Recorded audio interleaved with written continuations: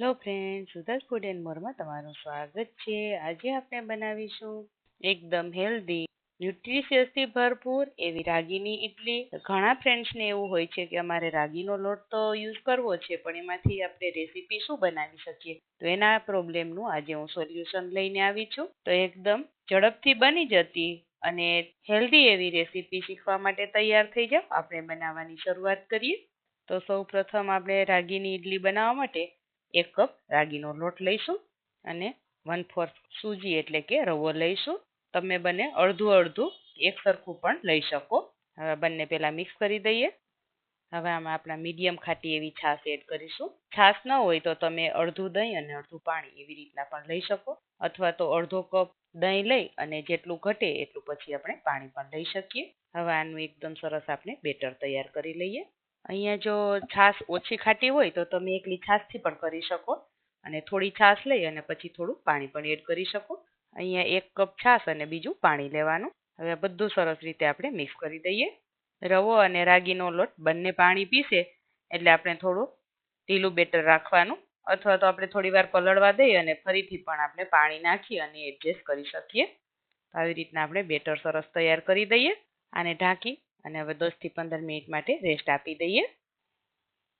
હવે આ 15 મિનિટ જેવો ટાઈમ થઈ ગયો છે।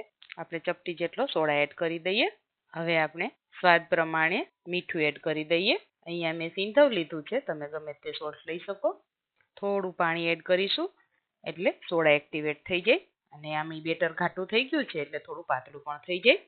હવે જરૂર પ્રમાણે પાણી એડ કરી અને આપણે મિક્સ કરી લઈએ। હવે આપણું આ પરફેક્ટ બેટર તૈયાર થઈ ગયું છે। અહીંયા મેં આવી રીતના તેલથી ગ્રીસ કરી અને સ્ટીમરની વાટકી લઈ લીધી છે। આપણે એમાં જ આજે ઇડલી બનાવીશું। હવે આમાં બધી વાટકીમાં હું એક સરખું બેટર એડ કરી દઈશ। હવે આ બધી વાટકીમાં મેં બેટર એડ કરી દીધું છે। આપણું સ્ટીમર પણ સરસ ગરમ થઈ ગયું છે। હવે આપણે ઉપરથી મરી પાવડર ભભરાવી દઈએ। મરી પાવડર તમે અંદર પણ એડ કરી શકો, આવી રીતના ઉપરથી પણ એડ કરી શકો। હવે આપણું સ્ટીમર ગરમ થઈ ગયું છે, આપણે પ્લેટ એમાં મૂકી દઈએ। અહીંયા મેં પ્લેટ મૂકી દીધી છે। હવે આપણે ઢાંકી અને 15 થી 20 મિનિટ માટે ચડવા દઈશું। હવે આપણે 15 મિનિટ જેવો ટાઈમ થઈ ગયો છે, ખોલીને જોઈ લઈએ। હવે આપણે આને નાઈફથી આવી રીતના ચેક કરી લેશું, ક્લીન આવે છે એટલે આપણી ઇડલી તૈયાર છે। હવે આપણે આને કાઢી લઈએ।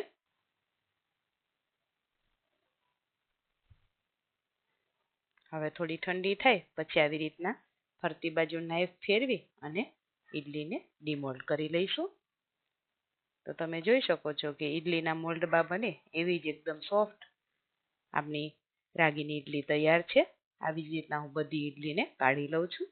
તો હવે આ ઇડલીને આપણે સર્વિંગ પ્લેટમાં લઈ લઈએ।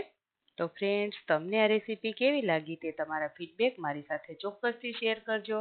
આવી નવી નવી રેસીપીના વિડીયો જોવા માટે મારી ચેનલને સબસ્ક્રાઇબ કરી લેજો, બેલ આઇકન દબાવી ઓલ ઉપર પ્રેસ કરી દેજો, જેથી મારા બધા જ નવા વિડીયોના નોટિફિકેશન તમને મળતા રહે। અહીંયા મેં દહીં સાથે સર્વ કર્યું છે, તમે ચા સાથે, ગ્રીન ચટણી સાથે, કેચઅપ સાથે, ગમે તેની સાથે એન્જોય કરી શકો। આ વિડીયો જો તમે ફેસબુક કે ઇન્સ્ટાગ્રામના માધ્યમથી જોતા હોય તો મારા પેજને ફોલો કરજો, લાઈક કરજો, તમારા ફ્રેન્ડ્સ અને ફેમિલી સાથે ચોક્કસથી શેર કરજો। Thank you for watching.